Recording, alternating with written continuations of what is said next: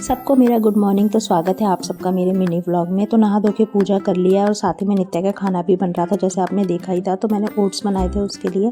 तो जब आधा काम हो ही गया है तो चलो सबसे पहले चाय और अपना फ़ैन एंजॉय करते हैं। उसके बाद मैंने धोए बर्तन, क्योंकि बर्तन तो जितने करो उतने कम है। ये सुबह से मैं तीसरी बारी बर्तन धो रही हूँ।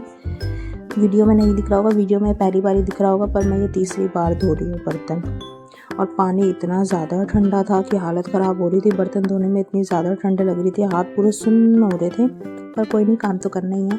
बर्तन धो के बर्तनों को लगा दिया और किचन को भी नीट एंड क्लीन करा, क्योंकि किचन जब तक गंदा दिखता है ना, ऐसा लगता ही नहीं कि घर साफ़ हुआ है। क्योंकि जब तक पहले किचन साफ़ नहीं करेंगे तो घर को साफ़ करने की तो बारी आती ही नहीं। पहले हम किचन को नीट एंड क्लीन करेंगे, अच्छे से स्लैब व्लैब साफ़ करेंगे चकाचक, और उसके बाद करेंगे घर की सफाई।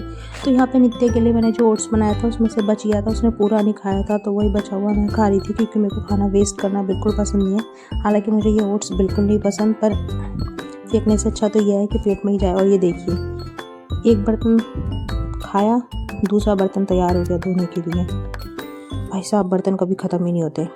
तो चलिए, बर्तन धो लिया, फिर से ठंडे ठंडे पानी से और लग गई ठंड।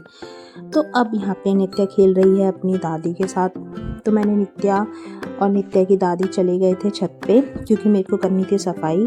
तो नित्या गई अपनी दादी के साथ छत पे और मैंने यहाँ पे लगाया फटाफट झाड़ू। और घर इतना ज़्यादा गंदा हो जाता है, पता नहीं नित्या पूरे दिन में इतना गंदा कर देती है कि हमें दिन में पता नहीं हम कितनी बारी झाड़ू लगाते हैं।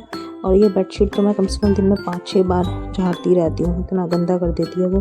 बेडशीट को झाड़ा, कमरे को किया नीट एंड क्लीन, बेड को किया नीट एंड क्लीन, और उसके बाद अब कमरे में लगाई झाड़ू, क्योंकि कमरे को करते हैं साफ़ सुथरा। क्योंकि अब उसके बाद बारी है पोछा भी लगाना था ही। तो हमने यहाँ पे लगाया पोछा। मैं वाइपर से पोछा नहीं लगाती, क्योंकि मुझसे लगता भी नहीं है अच्छे से, और मेरे को वो तसल्ली नहीं होती कि मतलब जैसे जितने साफ़ सुथरे तरीके से हाथ से लगता है पोछा, वैसे वाइपर से लगता ही नहीं है। मेरे को ऐसा लगता है वाइपर से कहीं कहीं कुछ ना कुछ रह ही जाता है। जैसे आप हाथ से लगाते हो वैसे आप वाइपर से लगा ही नहीं सकते।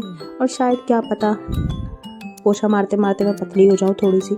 घर में पोछा लग गया, जीने में झाड़ू पोछा हो गया। और नित्या की यहाँ पे कर रही है पढ़ाई अपनी दादी के साथ। और अब इसको नहलाना भी था। भाई साहब, घर के काम ख़त्म ही नहीं होते। एक काम जैसे आप ख़त्म करते हो, दूसरा काम रेडी रहता है कि आ और मुझे कर।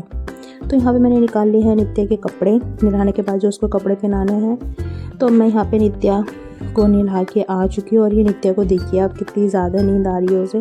तो नित्या को नहलाया, थोड़ा उसे धूप दिखाया, पर उसे इतनी ज़्यादा नींद आ रही थी कि ज़्यादा तक बाहर नहीं बैठी। उसके बाद मैंने उसको सुलाया। बाय।